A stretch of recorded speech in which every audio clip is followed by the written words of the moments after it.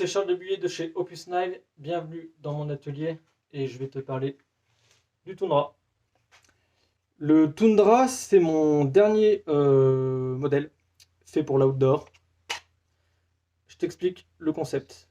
L'idée, c'est d'avoir un custom, donc fabriqué par mes soins, le moins cher possible, donc le plus abordable. Donc pour ça, il a fallu faire quelques modifs par rapport à ma gamme habituelle. J'ai changé d'acier, pardon.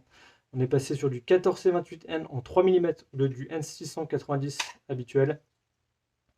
Je suis passé sur des plaquettes en Kylex Basket Waves et de la visserie arrondie, laiton. Et ensuite au niveau de l'étui, j'ai gardé les mêmes que les plaquettes pour que ça soit assorti. On enlève le soft loop pour passer sur de la paracorde. Comme ça, ça me permet de gagner du temps et du prix.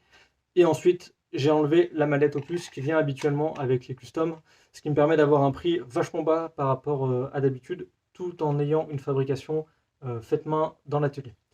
Donc le prix, on sort à 129 en lame brossée et ensuite 139 en stonewash ou projection acide comme celui-ci. Tu as le choix entre lame brossée, stonewash, projection acide, je viens de le dire, et coloris soit marron, soit noir. Donc on est sur un couteau avec un bon gabarit parce que qui dit petit prix veut pas forcément dire design de merde et fabrication pourrave. Donc j'ai essayé de faire un design vraiment stylé. Enfin moi perso j'adore le look qu'il a, bien badass, bien racé. Et on est du coup sur une fabrication tout à la main. Donc à part la découpe laser, le reste je fais tout, émouture, trempe, manche, étui, tout est fait ici dans l'atelier. Donc c'est un couteau pour la chasse, pour l'outdoor, pour le bushcraft. Tu peux manger ta viande, couper, il est vraiment très passe-partout parce qu'on a une lame fine avec une émouture haute, ce qui fait que tu as un gros pouvoir de coupe. Ensuite, au niveau du manche, la prise en main, il y a de la place. Donc si tu as des grandes mains, il n'y aura aucun problème pour toi. Même si on n'a pas une grosse épaisseur de manche, les vis rajoutent un grip qui est très intéressant et il est quand même assez large, ce qui fait que le couteau, il tient bien en main. Tu vois, ça ne va pas torquer. Après, bien entendu, on va pas être sur le confort d'un manche tout façonné à la main, mais c'est déjà vachement bien. Surtout si en plus tu portes des gants, là il n'y aura aucun problème. Tu as le petit jimping là qui tombe super bien sur le pouce, tu as différentes positions. Voilà un peu pour les specs du couteau. Mon autre objectif, c'était de te permettre de le faire évoluer. C'est-à-dire qu'en fait les vis sont démontables, j'ai pas mis de frein filet, et ensuite tu vas retrouver 4 perçages en diamètre de 4 mm, ce qui fait que si tu as envie de mettre des plaquettes en bois, en G10, en résine, tu n'auras pas besoin à te faire chier à percer le manche, c'est déjà fait. Dans un diamètre standard, tu peux trouver très facilement du rivet carbone, de la corde à piano, du laiton en 4 mm et façonner le manche que tu veux. Tu auras juste à récupérer tes plaquettes, tu pourras même tracer le gabarit avec les plaquettes du couteau pour reprendre la même forme. Il faudra juste qu'ensuite que tu adaptes l'étui ou que tu en refasses un autre. Tu peux aussi faire un tressage paracorde, j'ai un pote qui a fait ça là, par-dessus le manche, ce qui permet de rajouter du galbe. Donc ça c'est possible, c'était une de mes idées dans la conception de ce couteau, c'était de le rendre évolutif, ce qui fait que comme ça, tu as un couteau pas trop cher, que tu peux upgrader selon tes envies, selon ton temps. Donc ça c'est de la balle.